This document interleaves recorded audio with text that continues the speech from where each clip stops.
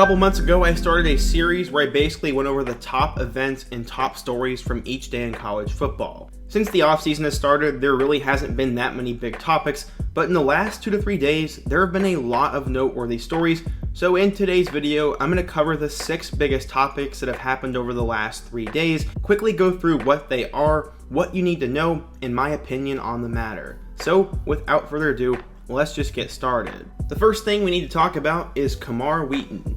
Coming out of Duncanville, Texas, Wheaton was one of the top running back prospects in the class of 2021. He was one of the top athletes and was all over mixtapes, and that is why he was considered a 5-star player. According to 24/7 Sports, he was a 5-star recruit, the number 3 running back, and the 34th best player in the class of 2021. He was one of those players that waited a little while to commit, and that is why on signing day, he decided to go to the Alabama Crimson Tide. He immediately became one of the players that everyone was excited to watch in the future, but it'd be very short-lived. He would end up hurting his meniscus, which is why he would sit out for the entire 2021 college football season. He'd end up redshirting, but after an influx of 2 more freshmen, and maybe him falling a bit behind, he decided to enter the portal. A few days ago, he committed to SMU. This was huge news, as he is one of the highest rated players to ever go to SMU. The Mustangs do return Trey Siggers, but they lost Ulysses Bentley to Ole Miss. Kaimar will be a guy who could step in right away, play a lot, and become a superstar for the Mustangs. It is a loss for Alabama, but as I said, they have 2 more highly touted freshmen coming in, and they brought in Jahmyr Gibbs from Georgia Tech, so they will be fine. This is huge for SMU though. The second topic we need to address is JT Daniels. The former 5-star recruit from Mater Dei High School originally reclassified and went to USC. After an okay freshman year, he came back as a sophomore with high expectations. He hurt his knee in the first game, and from there, he'd missed the year, and Kedon Slovis would take over. That is why JT Daniels put his name into the transfer portal and eventually settled on Georgia. After a mysterious injury, or maybe him not being ready, both DeJuan Mathis and Stetson Bennett played instead of him, and Daniels had limited time. When he did play at the end of the 2020 season though, he was pretty good, and that's why there was Heisman hype for 2021. Many thought he could lead the Bulldogs to a title game, but instead of him, it would be Bennett. Daniels once again had a mysterious injury which kept him out for most of the year, or once again, maybe he just wasn't good enough. After the 2021 season, in which he got a ring, he decided to enter the portal. After a 2 to 3 month long sweepstakes, it came down to Oregon State, West Virginia, and Missouri. Oregon State was eliminated pretty quickly, and Missouri seemed to be eliminated after their spring game. Eventually, Daniels chose to reunite with his former offensive coordinator Graham Harrell, and he will go to a West Virginia quarterback room that is lacking a bona fide starter. They will return Garrett Green and bring in highly touted freshman Nico Marchiol, but Daniels should start right away, and he is very familiar with Graham Harrell and his offense, so I think Daniels will get an opportunity to save his career, play for a big-time program, and maybe change the stigma around his name. The big thing is he actually ready, or will he once again be made of glass? Either way, this is big for both JT and West Virginia fans, and I'm curious to see what he's going to do next year.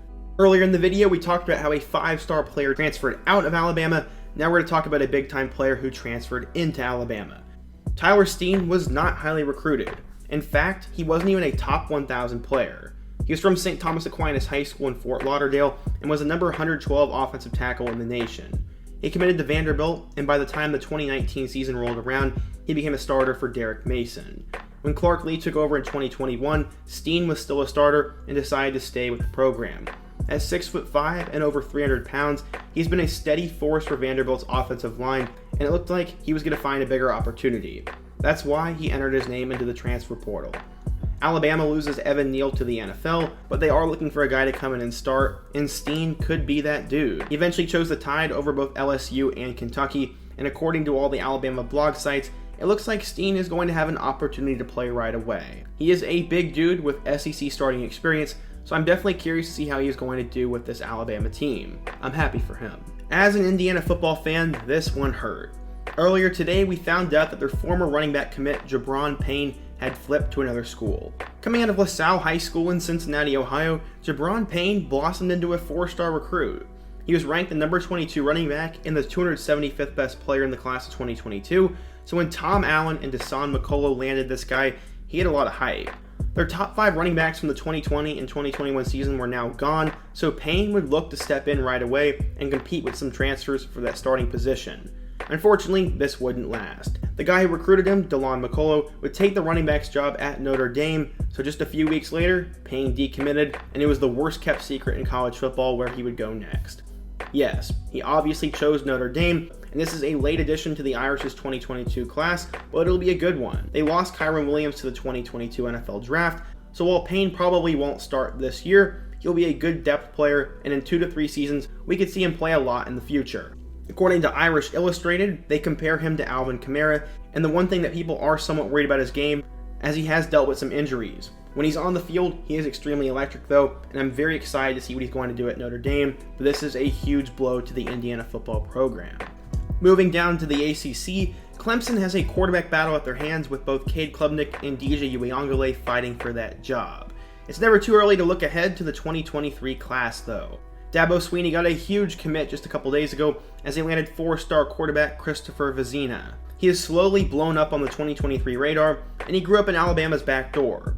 He went to Briarwood Christian High School, which is located in Birmingham, Alabama, and sported offers from big-time programs all around the country. He eventually fell in love with the culture and head coach Dabo Swinney, so he committed to the Tigers over the likes of Auburn, Georgia, Ole Miss, Notre Dame, and Ohio State. It seems like Alabama is going all in on Arch Manning, so maybe Vezina was seen as a backup option for them. Either way though, this guy is a big deal. He's been productive in his last 2 years at the high school level, and at 6'4", he is perfect height for the quarterback spot. While everyone's talking about Cade Klubnik now, Vezina is a name to know for the future, and it's a great start to Clemson's 23 class. Last thing we need to talk about is a big-time running back picked Ohio State this week. Ryan Day has had 3 spectacular running backs. It started with J.K. Dobbins, then it was Trey Sermon, and now it was true freshman Travion Henderson. It's no secret the Buckeyes are great at developing running backs, which is why big-time 4-star prospect Mark Fletcher chose the Buckeyes. According to 24/7 Sports, the 6'1" running back is from American Heritage High School, which is located in Fort Lauderdale, Florida, and he's the number 8 running back and the 153rd best player in the class of 2023. Fletcher has been tearing it up in the Sunshine State over the last few years, and he ended up picking the Buckeyes over the likes of Miami and Penn State. He's 6'1" and 225 pounds, so he's actually pretty big for the running back spot. He's going to be one of those powerful downhill runners, and I think he's going to have a huge impact later on. It was no secret he was going to go to Ohio State, as apparently every 24/7 Sport expert crystal balled him to the Buckeyes before his commitment. This is a great start for Tony Alford, and a great start for Ohio State's 2023 class. They might add another back, or they might not, but either way, they're getting a stud in Mark Fletcher. I hope you guys enjoyed today's video, and the next time we have a bunch of topics like this, I'm definitely going to do another one of these videos, so let me know your thoughts down below, what topic I missed, and what video you want to see me do next. Before you go, don't forget to smash that like button, subscribe if you're new, and check out all my other videos on the end screen. I hope to see you guys again soon, but until next time, peace.